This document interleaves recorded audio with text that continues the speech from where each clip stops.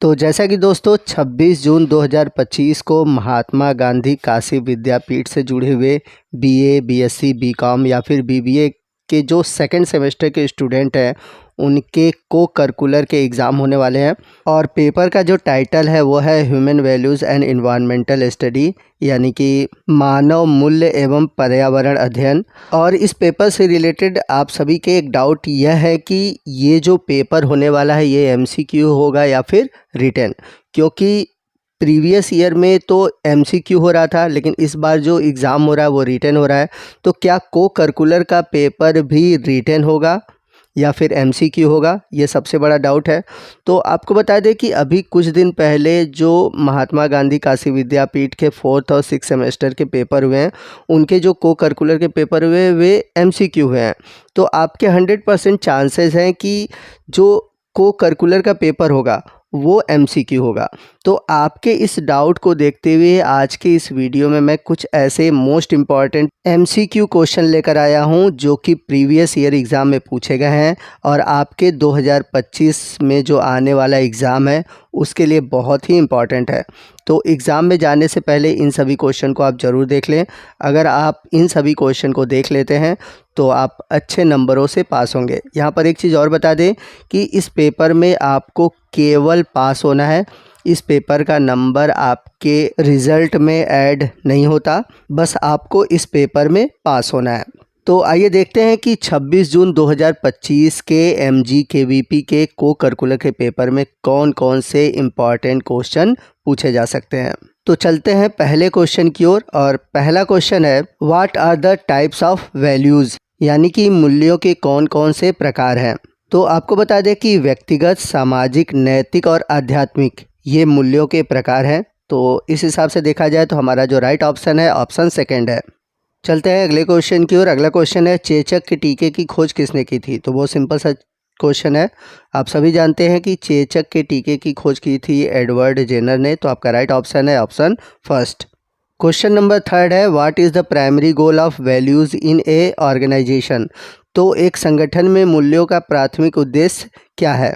तो इस क्वेश्चन का जो राइट ऑप्शन है ऑप्शन सेकंड है सामंजस्यपूर्ण कार्य संस्कृति बनाना, यानी कि creating a harmonious work culture. चलते हैं अगले क्वेश्चन की ओर। अगला क्वेश्चन है which concept is related to value is associated with APJ Abdul Kalam, यानी कि कौन सा सिद्धांत APJ अब्दुल कलाम से जुड़ा हुआ है। तो इस क्वेश्चन का जो राइट ऑप्शन है ऑप्शन वन है दूरदर्शी नेतृत्व। अगला क्वेश्चन है the media of online teaching is, यानी कि ऑनलाइन शिक्षण का साधन है। तो अगर देखा जाए तो ऑनलाइन शिक्षण का साधन जो है गूगल क्लासरूम, वेबसाइट, इंटरनेट ये सभी हैं।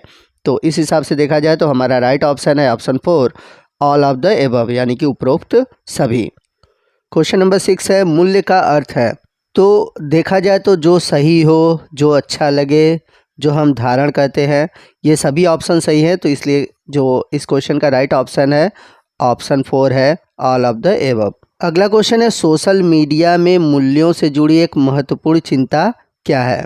तो इस क्वेश्चन का जो राइट ऑप्शन है ऑप्शन सी है साइबर खतरे। अगला क्वेश्चन है भारत में IT अधिनियम मुख्य रूप से किस चिंता को संबोधित करता है। तो देखा जाए तो आज के दौर में जो साइबर सुरक्षा है और जो डिजिटल गोपनीयता है वह सबसे ज़रूरी है। तो इस हिसाब से हमारा जो राइट ऑप्शन है ऑप्शन सेकंड है। अगला क्वेश्चन है आधुनिक युग में किस ऑनलाइन प्रथा से नैतिक मूल्यों को चुनौती मिलती है। तो इसका जो राइट आंसर है वो है ऑप्शन सेकंड डेटा गोपनीयता उल्लंघन। चलते हैं अगले क्वेश्चन की ओर। अगला क्वेश्चन है नैतिकता का मुख्य ध्यान किस पर होता है। तो इसका राइट ऑप्शन है ऑप्शन सेकंड नैतिकता और उचित आचरण। अगला क्वेश्चन है धर्मनिरपेक्ष मूल्यों और आध्यात्मिक मूल्यों में क्या अंतर है। तो अगर देखा जाए तो जो धर्मनिरपेक्ष होते हैं वो सार्वभौमिकी होते हैं, यानी कि यूनिवर्सल होते हैं, वो सभी जगह होते हैं। लेकिन अगर हम अध्यात्म की बात करें तो ये हमारा खुद का होता है, व्यक्तिगत होता है और विश्वास पर आधारित होता है। तो इस तरह से हमारा जो राइट ऑप्शन है ऑप्शन फर्स्ट है।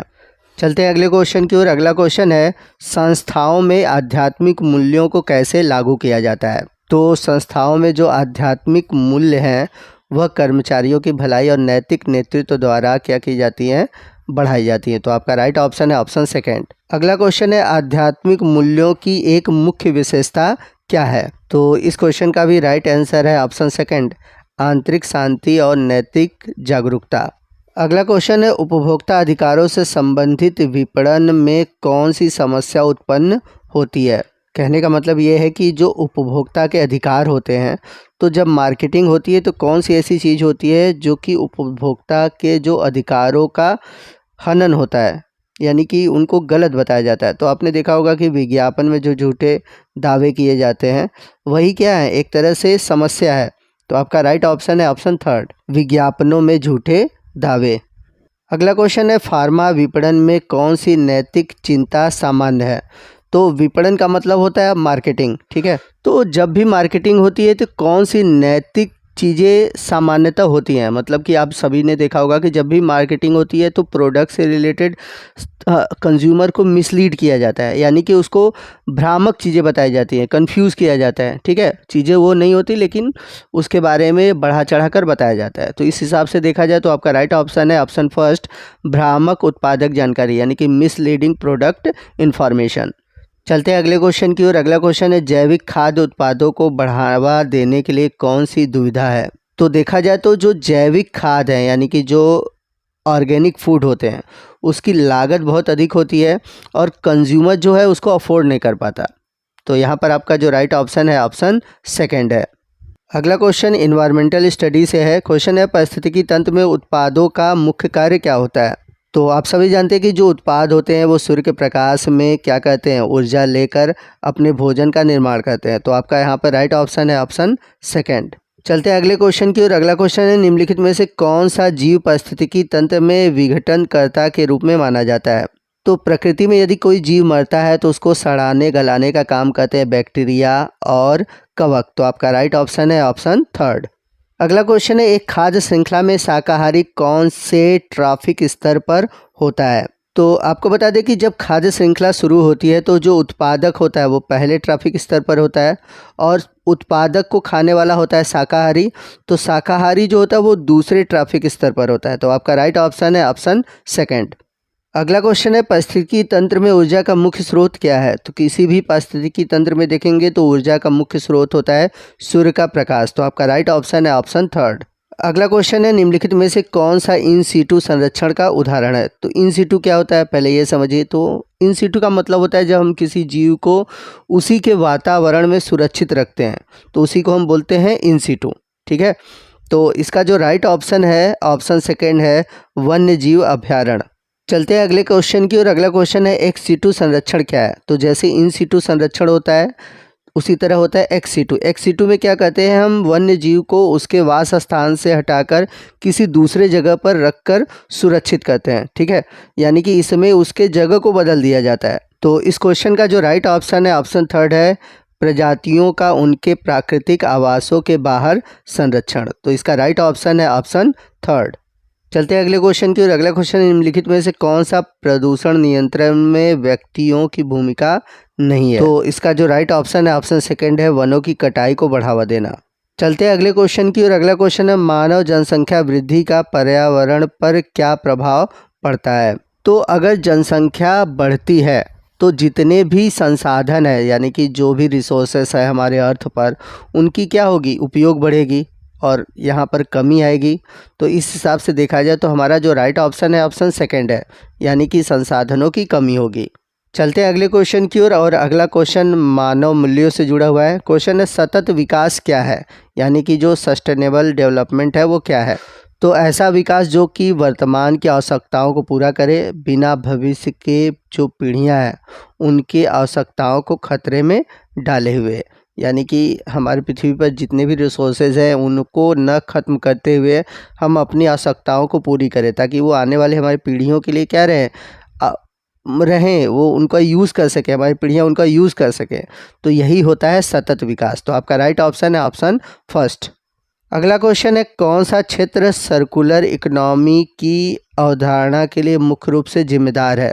तो अगर देखा जाए ये जो सर्कुलर इकोनॉमी है ये अपशिष्ट प्रबंधन यानी कि वेस्ट मैनेजमेंट पर जुड़ा हुआ है। तो आपका राइट ऑप्शन है ऑप्शन थर्ड। अगला क्वेश्चन है, निम्नलिखित में से कौन सा खाद्य श्रृंखला में प्राथमिक उपभोक्ता का उदाहरण है। तो इस क्वेश्चन का आंसर बताने से पहले आपको पता होना चाहिए कि प्राथमिक उपभोक्ता किसे कहते हैं। तो प्राथमिक उपभोक्ता उसे कहते हैं जो कि उत्पादक को खाते हैं, यानी कि हरे पेड़ पौधों को खाते हैं। तो हरे पेड़ पौधों को कौन खाता है? शाकाहारी खाते हैं। अब इस क्वेश्चन के ऑप्शन में देखें तो उसमें आपको शाकाहारी कौन दिख रहा है? तो ऑप्शन फर्स्ट आप देख रहे हैं जिसमें लिखा हुआ है कि घास खाते हुए मृग। तो यहाँ पर जो मृग है एक शाकाहारी है जो कि घास खा रहा है, तो मृग क्या हुआ? प्राथमिक उपभोक्ता हुआ। तो आपका राइट ऑप्शन है ऑप्शन फर्स्ट। चलते हैं अगले क्वेश्चन की ओर। अगला क्वेश्चन है, निम्नलिखित में से कौन सा पारिस्थितिकी तंत्र का उच्चतम जैव विविधता वाला हो सकता है? तो उच्चतम जैव विविधता का मतलब ये है कि अधिक से अधिक जीवों का दिखाई देना। तो अगर आप रेगिस्तान में देखें तो वहाँ पे जीवों की संख्या तो कम ही होगी, लेकिन जहाँ रेन फॉरेस्ट है, जहाँ पर बहुत अधिक बारिश हो रही है, तो वहाँ पर आप देखेंगे तो जैव विविधता बहुत अधिक होगी। तो आपका यहाँ पर जो राइट ऑप्शन है ऑप्शन सेकंड है। दोस्तों, इसी के साथ हमारा आज का ये वीडियो ख़त्म होता है और आने वाले दिनों में मैं आप सभी के लिए को करिकुलर से जुड़े हुए और भी वीडियो अपलोड करूँगा। तो आप अगर हमारे चैनल पर नए हैं तो प्लीज़ आप हमारे चैनल को सब्सक्राइब कर लें, ताकि आने वाले दिनों में आपको आपके टॉपिक से रिलेटेड वीडियो मिल जाए। और वीडियो अच्छा लगा हो तो प्लीज़ वीडियो को लाइक करिएगा, अपने दोस्तों में शेयर करिएगा। मिलते हैं अगले वीडियो में अगले टॉपिक के साथ। तब तक के लिए जय हिंद, जय भारत।